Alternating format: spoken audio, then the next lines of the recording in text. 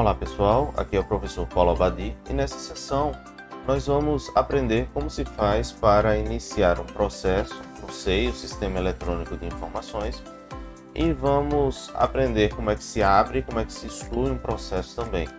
Então, já fiz o login no sistema, já mostrei como é que isso funciona num vídeo anterior. E aí do lado esquerdo aqui nós temos uma série de itens que nos propiciam a possibilidade de controlar várias características dos processos. E aqui no meio temos iniciar processo.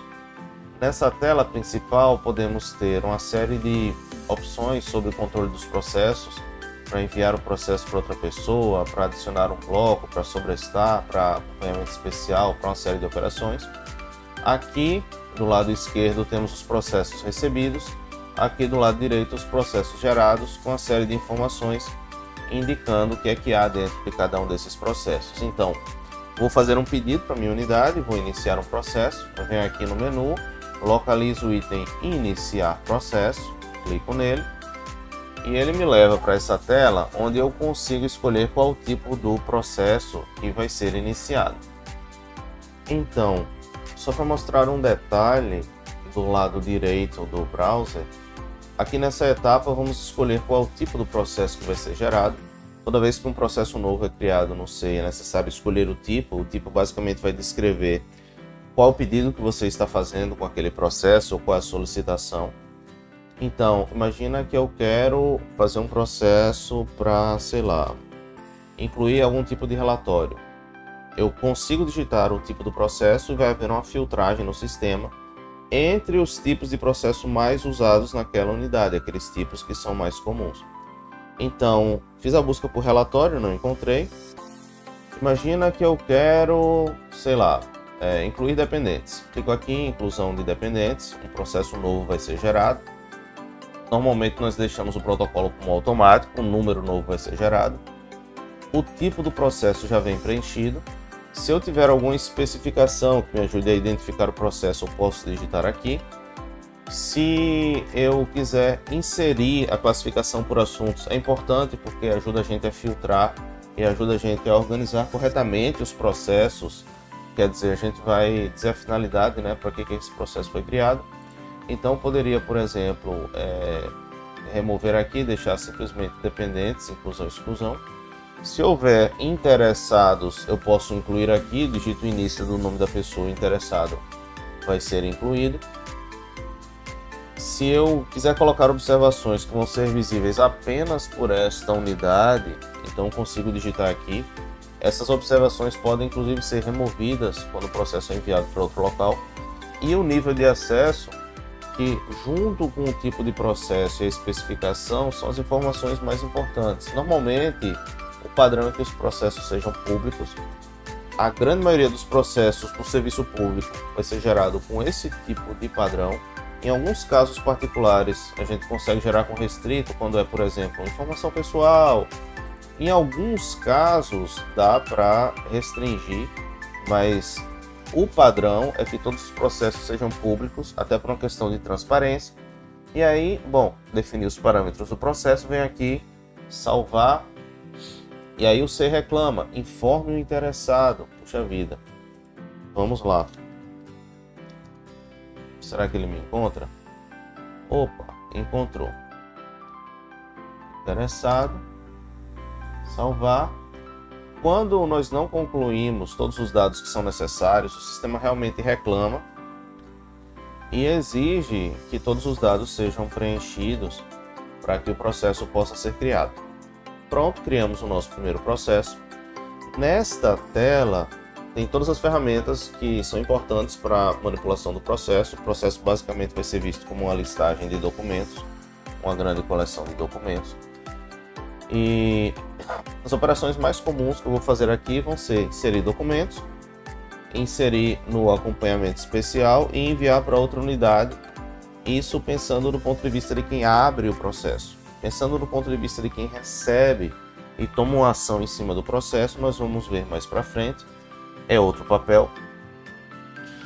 E é assim que nós criamos um processo no SEI. Esse processo vai aparecer agora na listagem de processos da unidade. e vai poder vai poder seguir o seu fluxo normal. Outros funcionários vão poder tomar ações em cima desse processo. Então, voltando aqui para a tela inicial, nesse ícone, controle de processos, nós temos agora o processo 2459, que acabou de ser gerado. Então, olhando aqui a minha listagem, aqui do lado direito, o processo para inclusão e exclusão de dependentes que eu acabei de gerar. E aí, como é que eu faço para receber esse processo em unidade? Imagina que esse processo foi enviado de uma unidade para outra. Vai aparecer aqui na listagem dos processos recebidos. Normalmente os que não foram recebidos ainda aparecem assim, em vermelho, tá? E para receber basta clicar em cima do processo. O processo vai ser aberto e o funcionário vai ter acesso a todos os documentos que compõem o processo e vai poder realizar operações em cima desse processo. Caso o processo não tenha documentos, não tenha sido enviado para outra unidade ainda, ele também pode ser excluído. Então, nós podemos chegar aqui na nossa lista de ferramentas. Uma delas serve para excluir o processo. Clico aqui no balde de lixo. Então, clico aqui em excluir. O sistema me pede confirmação, né? Confirma a exclusão do processo. Eu vou lá, ok, confirmo.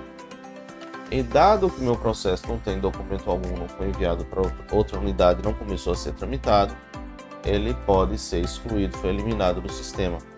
Quando eu crio e elimino um processo, isso modifica o contador que gera os protocolos, tá? Então, se eu criar um processo, eliminar e criar outro, o número de identificação que foi usado para o primeiro processo é único, ele não vai aparecer em nenhum outro processo daqui por diante. Ou seja, se eu gerei um processo com o número 1, o processo seguinte, mesmo que o primeiro tenha sido deletado, o processo seguinte vai ser o número 2, o número 3, o número 4 e assim por diante. É uma maneira de garantir que os identificadores vão ser únicos. E é isso, pessoal. É dessa maneira que nós recebemos um processo, clicando diretamente em cima. É dessa forma que nós criamos um processo através do item iniciar processo, que está aqui.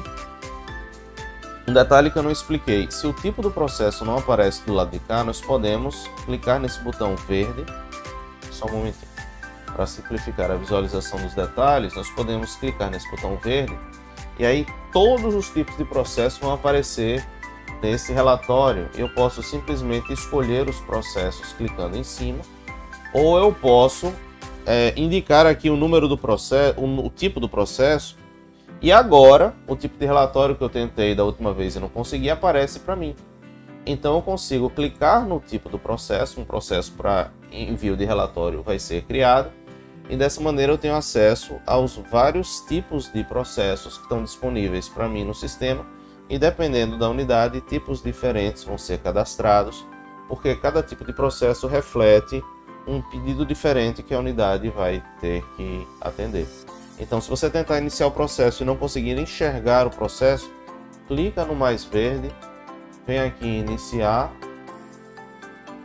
você vai ver a tela dessa maneira, clica aqui nesse ícone de mais e aí todos os tipos de processos vão ser exibidos, e aí você consegue fazer a filtragem pelo nome ou simplesmente navegar na listagem aqui e criar o processo que você desejar, o processo que você precisa.